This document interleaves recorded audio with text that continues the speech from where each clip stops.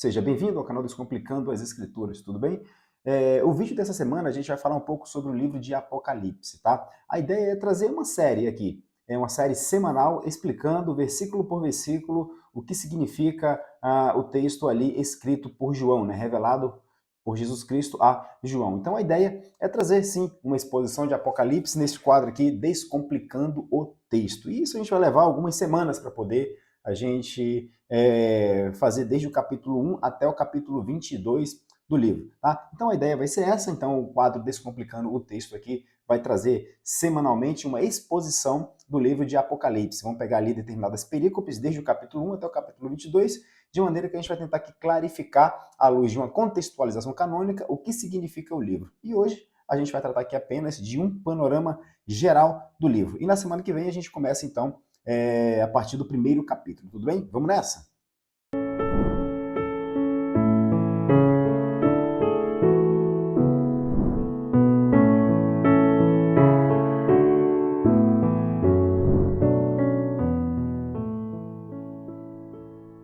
Então, mais uma vez, né, bem-vindos a essa jornada em Apocalipse, aqui no canal, em que nós vamos trazer aí a exposição, versículo a versículo, desse livro tão fabuloso que trata da vitória do Evangelho, né? Muitos têm medo desse livro, muitos olham para o livro como um dos mais difíceis da Bíblia de interpretar. E isso é uma contradição em relação ao que o próprio nome do livro significa, né? Então, Apocalipse significa revelação, é você desvendar, é tirar o véu, é deixar claro aquilo que em algum momento não estava claro. Então, se o nome, né, Apocalipse, significa exatamente isso, deixar claro, por que as pessoas dizem que é um livro um tanto quanto difícil de compreender? Né? Por que é um livro que muitas pessoas fazem uma leitura, tipo uma leitura fantasiosa do livro, de modo a criar até filmes, né, roteiros aí de cinema, tentando trazer a interpretação do que significa o livro. Então a gente vai perceber que o que está ali no livro não é tão misterioso assim, não é tão difícil assim, e à luz de uma contextualização canônica, lembrando que todo e qualquer texto bíblico a gente precisa interpretá-lo à luz de toda a contextualização canônica, de toda a Bíblia Sagrada, a gente vai perceber que realmente o significado do livro ele tem muito sentido, e está claro aquilo que em algum momento não esteve. E aqui eu queria começar falando do propósito do livro, né? Qual o propósito desse livro? No geral, o livro tem a missão de confortar a igreja militante nas lutas contra as forças do mal. Esse conforto, o livro apresenta que mesmo em meio a tanta perseguição, Deus está vendo tudo e ouvindo o clamor do seu povo. Apenas devemos esperar com paciência no Senhor e sermos o sal da terra e a luz do mundo, aquilo que Jesus Cristo nos disse. Então, vai estar baseado, tá? No disse, não ia falar no início, mas não disse. Vai estar baseado nesse livro aqui, tá? Mais que Vencedores, de William Hendrickson. A gente vai se basear nesse livro e em algumas outras obras aqui esporadicamente para poder trazer a explicação desse livro, tá? Então, o propósito do livro qual é? É confortar a igreja de Deus, a igreja militante, sabendo que Cristo já venceu. Nós já vencemos. Então, em meio à perseguição, a gente vai precisar entender que o fim está breve, ou melhor, o início de uma vida comunhão eterna com Cristo está breve, porque o evangelho já foi disseminado, o evangelho já está sendo pregado e o evangelho já venceu. É só uma questão de tempo até sacramentar-se, então, essa vitória. Então, a gente precisa olhar para o livro de Apocalipse, para aquele povo que foi escrito lá. Né? Significa que o livro foi escrito somente para aquele povo? Não. Né? O livro foi escrito para a igreja militante, a confortar a igreja militante de todas as eras, né? Até que Cristo volte. Então, essa é a finalidade do livro, confortar, trazer conforto, né, para os cristãos de que o Cristo já venceu e toda a perseguição que está acontecendo, ela está acontecendo e que Deus, em meio a essa perseguição, ele está ouvindo o clamor da sua igreja, o clamor por justiça, o clamor do seu povo. Então, nada está oculto aos olhos de Deus. Então, o livro ele foi escrito com essa perspectiva de que, olha, isso vai acabar. Né? Isso vai acabar e viveremos eternamente em comunhão com Cristo. Né? Então, o livro traz essa ideia de conforto, essa ideia de que a igreja deve permanecer firme, confiando em Deus, na obra do seu Filho Jesus Cristo, porque o Evangelho já venceu. É só agora uma questão de tempo, um tempo de Deus. Né? Então, quando a gente fala que a interpretação deve ser à luz da interpretação dos primeiros destinatários do livro de Apocalipse, significa que esse livro foi escrito para aquelas 7 igrejas lá na Ásia, né? O livro foi escrito para aquele pessoal e a gente precisa entender o contexto daquele momento. E a gente vai perceber que, ao olhar para aquele contexto, esses contextos, eles se repetem até os nossos dias. A única coisa que muda é apenas o espaço e tempo, né? A única coisa que muda são as pessoas, no sentido de outras pessoas e não as mesmas pessoas, mas essencialmente são as mesmas pessoas, os pecadores, os filhos de Deus, os regenerados. Enfim, a gente vai perceber que mesmo a gente fazendo uma interpretação à luz daquele contexto, daquela época, a gente vai entender e vai perceber no livro que ele serve de aplicação para toda a Igreja de Cristo, assim como toda a Bíblia Sagrada. A gente costuma dizer que a interpretação é feita à luz daquele contexto, naquele momento, naquele espaço-tempo, porque fica mais fácil nós interpretarmos, fica mais claro o texto. E a aplicação do texto não se limita só àqueles primeiros destinatários, se aplica a toda a igreja militante de Deus, todo o livro da Bíblia, tá? Toda a Escritura, tá bem? Então a gente precisa entender isso, né? Mas para ficar compreensível, entender, a gente vai buscar como viviam os primeiros destinatários, quem são os primeiros destinatários desse livro, em que contexto político, econômico, social eles estavam vivendo, e aí tudo vai fazer muito sentido mais adiante, tá bem? Então, o propósito do livro é esse, confortar a igreja militante de Cristo, né? Então, se a gente puder fazer uma síntese, resumir, o livro significa exatamente isso, confortar a igreja militante de Cristo, tá? Mostrando que o evangelho já venceu. E qual é o tema do livro, né? O tema do livro é a vitória de Cristo sobre o dragão e seus aliados, né? As bestas, o anticristo, o falso profeta e a grande meretriz. Então, em Apocalipse, Cristo é mostrado vitorioso em tudo e todos, né? O rei, aquele que governa todas as nações. Então, o tema principal do livro é esse, né? Mostrar Cristo vitorioso sobre o dragão e seus aliados. A gente vai perceber, né, que em Apocalipse, agora eu não lembro se é o 12 ou 13, vai falar da mulher e o dragão, né? O dragão perseguindo a mulher, tentando fazer com que a mulher não tenha o filho, que é aquele que Deus prometeu lá em Gênesis 3,15. E aí a gente percebe que o dragão não conseguiu impedir o nascimento do filho, e agora ele vai perseguir os descendentes da mulher, que simboliza a igreja. Já estou adiantando aqui, né, esses personagens, o que significa. E a gente vai perceber a perseguição física, a perseguição intelectual, e aí Apocalipse mostra Cristo sendo o vencedor sobre o dragão e sobre seus aliados. Então esse é o tema principal do livro, a vitória de Cristo sobre o dragão e seus aliados. E sobre os destinatários do livro, quem são os primeiros destinatários do livro? Tá? Isso é importante a gente frisar, os primeiros destinatários, porque o livro é para a igreja militante de todas as eras, tá? De todas as eras, desde a era cristã para cá, tá bom? Então veja, os primeiros destinatários, né? Os primeiros destinatários do livro foram as 7 igrejas da Ásia Menor: Éfeso, Esmirna, Pérgamo, Tiatira, Sardes, Filadélfia e Laodiceia, né? Então, algo importante a ser lembrado, né? O fato de os primeiros destinatários terem sido as 7 igrejas da Ásia Menor não significa que o livro se limitou somente àquele povo, né? O livro foi escrito para o povo de Deus de todas as eras, então é importante frisar isso. A gente faz a interpretação em função dos primeiros destinatários para que fique mais facilitada a nossa compreensão, né? À luz de um contexto político, histórico, né? Um contexto cultural, para a gente poder, então, compreender com clareza. Mas não significa que o livro foi escrito somente para aqueles destinatários primeiros. Não, o livro foi escrito para a igreja militante de todas as eras, a igreja de Cristo. Tá? Sobre a autoria do livro, né? O próprio livro apresenta João como o autor do livro. Alguns irão defender a tese de que João de Apocalipse não é o discípulo amado de Cristo.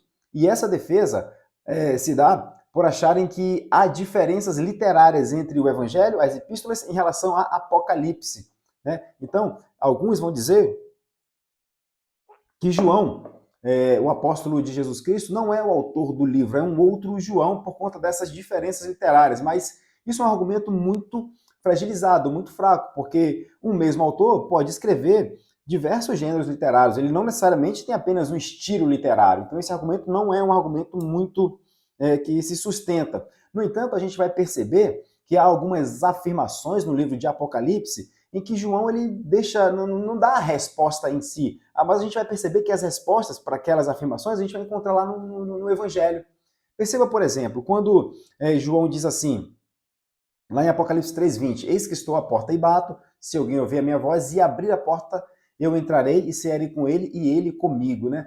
Mas aí não existe uma exposição clara quem é esse que vai abrir a porta, mas existe, a gente sabe quem é que está batendo, que é Cristo que está batendo, e a condicionante sim para aquele que vai abrir. A pergunta é quem é esse que vai abrir? A gente sempre percebe muito João escrevendo em relação à soberania de Deus na salvação, né? E aí, quando a gente vai lá para o Evangelho de João, ele vai dizer o seguinte, que Cristo é o bom pastor e que as ovelhas dele ouvem a voz dele e que ele dá a elas a vida eterna. E aí a gente começa a ter essa resposta de Apocalipse 3:20, né? Quem é que vai abrir a porta? Aqueles que Cristo chama. Porque aqueles são ovelhas, a ovelha ouve a minha voz. E olha o que diz Apocalipse, se alguém ouvir a minha voz e abrir a porta, João já responde lá no Evangelho isso, né? Mesmo antes de escrever Apocalipse.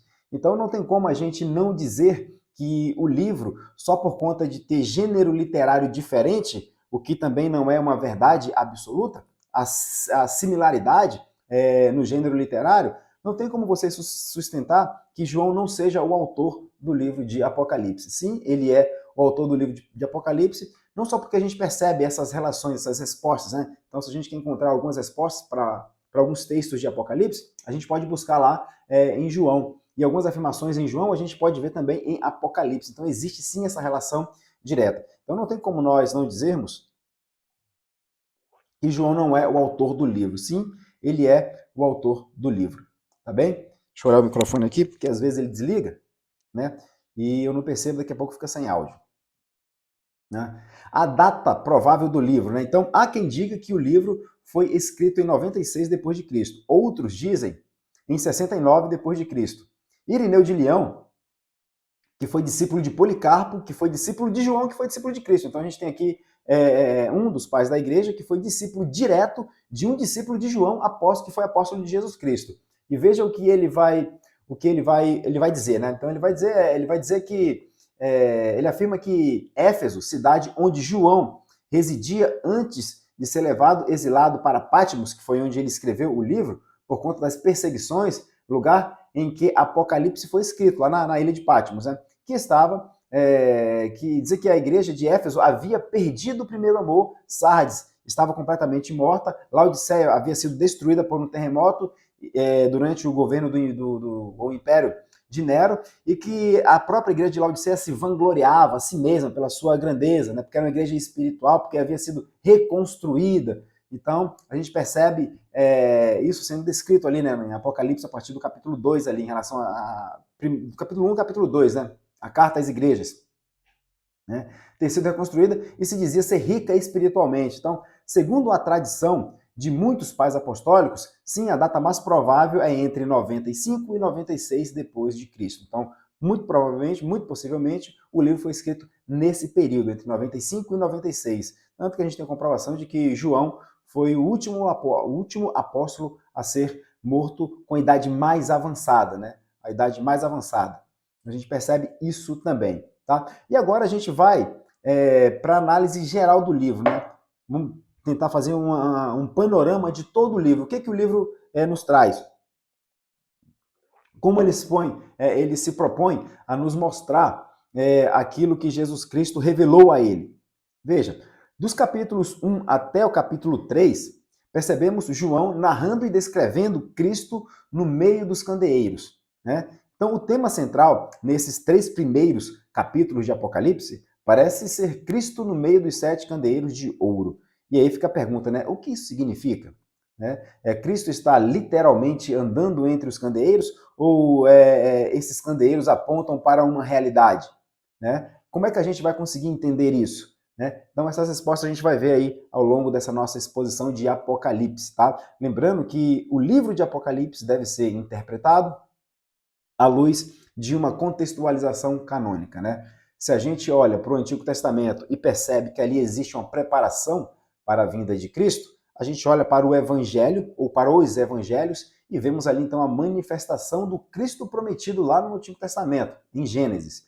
E quando olhamos então para Atos dos Apóstolos, o que nós vemos ali em Atos dos Apóstolos? A mensagem de Cristo sendo proclamada por meio dos apóstolos e seus discípulos, né? E aí a gente começa a perceber as comunidades cristãs ali se formando. E o que nós vemos então nessas comunidades cristãs se formando? As cartas dos apóstolos sendo escritas para regular aquilo que eles estavam passando a fazer, que era se reunir para adorar a Deus. Então era explicando a obra de Cristo. Então as cartas serviam para isso, explicar a obra de Cristo. Então nós vamos para Apocalipse, que é nada mais, nada menos que uma síntese de toda a história da redenção, acrescida da consumação da segunda vinda de Cristo e o juízo final, né? E a finalização, então, de toda a história da redenção. Então nós devemos olhar para Apocalipse nesse sentido e olhar para o que significa esses candeeiros, Cristo caminhando entre os candeeiros, o que isso significa, né? Então a gente vai buscar essas respostas à luz de toda a Bíblia. O que isso simboliza, o que isso quer dizer, tá? Então é a forma melhor de a gente interpretar Apocalipse, tá bom? Tá? Veja, a segunda parte, né, a segunda divisão do livro, vamos chamar assim, que é como o Hendrickson chama, os capítulos 4, 5, 6 e 7, João tem a visão do céu dos 7 selos. E aqui a gente pode falar da segunda divisão do livro, tá? De Apocalipse. João começa descrevendo aquele que está sentado no trono e a adoração dada a ele por aqueles que o cercam. Depois descreve um livro selado com 7 selos. Em seguida, João mostra o cordeiro tomando o livro, abrindo selo a selo. Entre a abertura do sexto e do sétimo selo, João tem a visão dos 144 mil. Né? Então, o que são esses selos? O que significam esses selos? O que simbolizam esses selos? Esses selos são literais, não são literais? Eles apontam para alguma realidade? O que isso significa? Né? Quem são esses 144 mil? São 144 mil literais ou eles apontam para uma quantidade muito grande? Né? O que isso quer dizer? À luz de mais uma vez, à luz de uma contextualização canônica. Então, canonicamente, o que isso significa? O que isso quer dizer? Então, é isso que a gente vai trazer na nossa exposição aqui de Apocalipse. E partindo então para a terceira divisão do livro, né, dos capítulos ali 8 até o 11, né, o centro do tema está nas 7 trombetas. Aqui João fala de um pequeno livro, fala das 2 testemunhas, faz também referência ao juízo final. Nestes capítulos, João afirma que os reinos se tornaram do Senhor Jesus Cristo e Cristo reinará pelos séculos dos séculos. E mais uma vez, o que significam essas trombetas? O que elas querem dizer? Para que realidade elas apontam? É de fato uma trombeta, um som de trombeta literalmente acontecendo? O que isso significa? O que João quer dizer com Cristo reinando? Cristo reinando sobre tudo e sobre todos? Enfim, são algumas perguntas que a gente vai responder aqui ao longo dessa nossa jornada no livro de Apocalipse, que acontecerá semanalmente. Tá? Se você está assistindo esse vídeo, lembra aí de curtir, de comentar, de compartilhar para ele se tornar mais relevante. Tá bem? Então a gente vai para a quarta divisão do livro. Né? Então os capítulos 12, 13 e 14 versam sobre o dragão perseguidor e seus aliados perseguindo a mulher. O que isso significa? O que significa o dragão? O que significa as 2 bestas? O que significa o anticristo? O que significa a grande meretriz? Isso é literal, não é literal? É simbólico? Para que realidade isso aponta? Como é que nós devemos entender isso? Mais uma vez, a gente só vai conseguir trazer ou precisar a explicação, a clarificação desses símbolos de Apocalipse à luz de uma contextualização canônica. Se nós não formos lá em Gênesis, perpassar por todo o Antigo Testamento, Novo Testamento, a gente não vai entender o que significa Apocalipse. E por isso se torna um livro difícil de compreender, não porque ele é difícil em si, na sua essência, mas porque as pessoas querem ler somente o livro de Apocalipse e fazer uma interpretação do que está ali. Né? E quando isso acontece, vai sair aí o que a gente já comentou aqui no início, né? Filmes tentando trazer a mensagem ali de Apocalipse. Não, Apocalipse deve ser interpretado à luz de toda a Bíblia Sagrada. A gente vai ver que Apocalipse é sobre o passado, sobre o presente e sobre o futuro. A gente vai ver isso mais adiante. A quinta divisão do livro são os capítulos 15 e 16, tá? Então João tem a visão das 7 taças. O que elas representam? O que quer dizer 7 taças? A gente olhando, a gente parando para pensar em taça, o que isso pode significar? Né? À luz de uma contextualização canônica, o que isso nos aponta? Isso simboliza o quê? Né? O que isso quer dizer? Então, também essas respostas a gente vai trazer. Tá bem? Então, a 6ª divisão do livro são os capítulos 17, 18 e 19. Tá? E esses capítulos eles vão tratar sobre a queda da grande Babilônia, né? Bem como a punição ao dragão e seus aliados. Seria o julgamento, Cristo trazendo o seu julgamento, Cristo trazendo o juízo. Tá? E, por fim, a 7ª divisão do livro é dividida em 7 partes, né?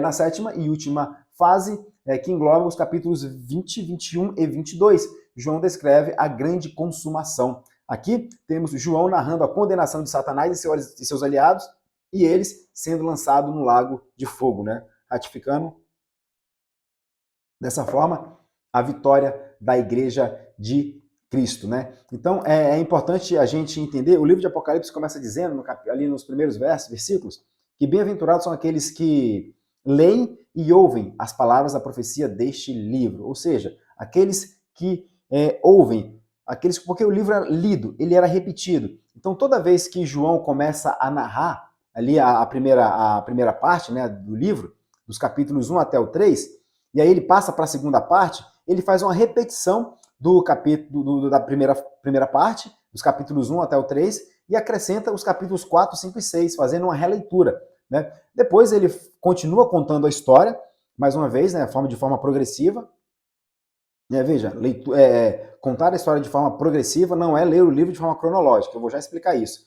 Então ele vai contar de novo, mais uma vez a história pela 3ª vez, então ele repete de novo e aí acrescenta mais ingredientes a essa história, né? São os capítulos 8 até o 11. E aí ele conta de novo as fases anteriores, a primeira, a segunda e a terceira, e aí ele acrescenta mais a 4ª fase, que são os capítulos 12, 13 e 14. E aí ele continua contando a história, e aí ele acrescenta os capítulos 15 e 16, na 5ª divisão do livro.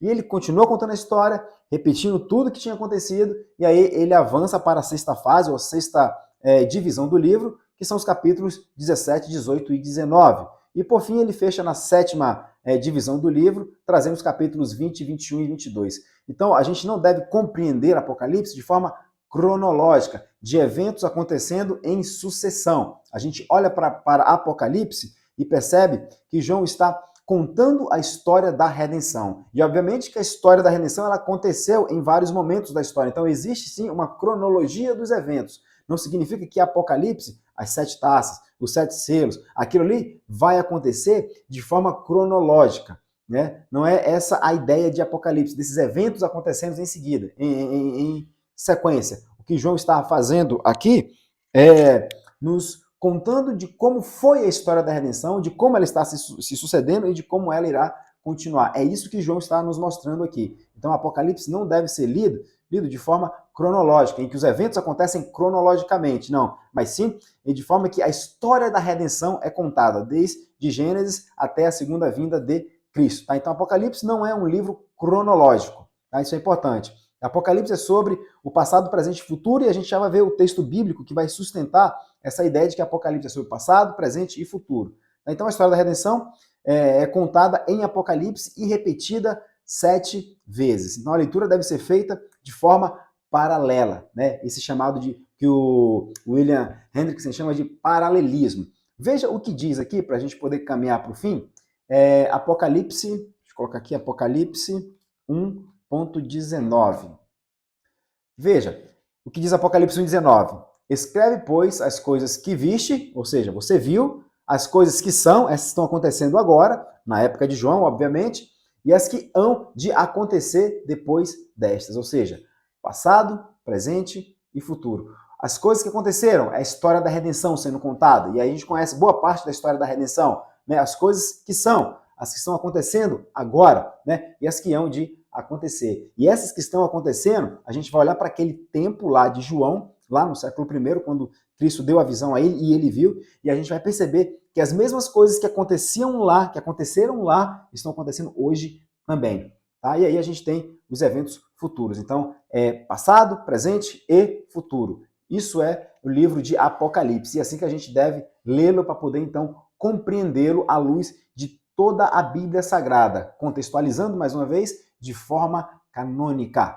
Beleza? Então é assim que a gente vai interpretar o livro de Apocalipse. A gente não vai fazer uma interpretação cronológica ou uma interpretação alegórica dos símbolos que tem ali. Aquilo, todos os símbolos apontam para uma realidade. E assim, e essa realidade a gente vai compreender à luz de toda a Bíblia Sagrada. Mais uma vez, Apocalipse é a história da redenção sendo contada, acrescida da consumação de Cristo, a sua segunda vinda. Tá bem? Então, esse foi o nosso vídeo desta semana. Então, lembrando que essa jornada em Apocalipse a gente vai fazer semanalmente. Então, toda semana vou trazer um vídeo aqui, não sei exatamente o dia ainda, se vai ser na sexta-feira, se vai ser na segunda, se vai ser na terça. Ainda vou fazer alguns ajustes, tá bem? Mas a ideia é de que nós tenhamos um vídeo semanalmente falando de Apocalipse. E o segundo vídeo da semana vai ser aquele quadro normal ali, a gente descomplicando o texto, em que eu trago uma perícope, um texto, um versículo, 2, e faço ali a descomplicação desses textos para a gente melhor compreender a Bíblia Sagrada e mergulhar na palavra de Deus, tá bem? Mais uma vez, se você gostou aí, curte, comenta, compartilha, incentiva os seus amigos a acompanhar essa nossa jornada aqui em Apocalipse, tá bem? E eu quero pedir para você, se você gosta do tema educação cristã, eu escrevi esse e-book aqui, né? Esse e-book é apenas a versão impressa, só tem na versão digital, tá? Essa versão aqui eu imprimi para eu tê-la comigo. Eu vou deixar o link aqui embaixo da descrição para você poder adquirir apenas R$ 9,90 e você vai adquirir um livro sobre educação cristã. Você pode estar pensando assim, poxa, mas educação cristã, já vi tanta gente falando sobre educação cristã. Eu garanto a você que o que está escrito aqui não tem muito pouco a ver com o que é ensinado sobre educação cristã. Porque educação cristã não diz respeito à aplicação do cristianismo à educação, né? E isso você vai descobrir ao ler este livro. Então eu faço um breve ensaio teológico sobre o verdadeiro sentido do termo educação cristã. Tá bem? Então se você quiser colaborar com este trabalho, com este canal, você pode adquirir este e-book, eu tenho certeza que ele vai edificar muito a sua vida, e você pode também se tornar membro deste canal. Se tornando membro, você vai ter acesso a conteúdos exclusivos para membros. E aí você ajuda também no crescimento desse canal, tá bem? Então que Deus possa abençoar a sua vida. Mais uma vez, curte, comenta, compartilha para que este vídeo possa alcançar muitas pessoas e de maneira que elas possam ser edificadas com esse ensino de Apocalipse, tá bem? Então vamos desvendar aqui, né? Descortinar, tirar o véu, deixar claro aquilo que em algum momento não esteve. Então vamos perceber que Apocalipse não é tão difícil assim de compreender. Também, então, mais uma vez, curte, comenta, compartilha esse vídeo para que ele possa se tornar relevante, se torne membro, ajude no crescimento desse canal e que Deus abençoe a sua vida. E até o nosso próximo vídeo, se Deus quiser, porque se Ele não quiser, certamente não acontecerá.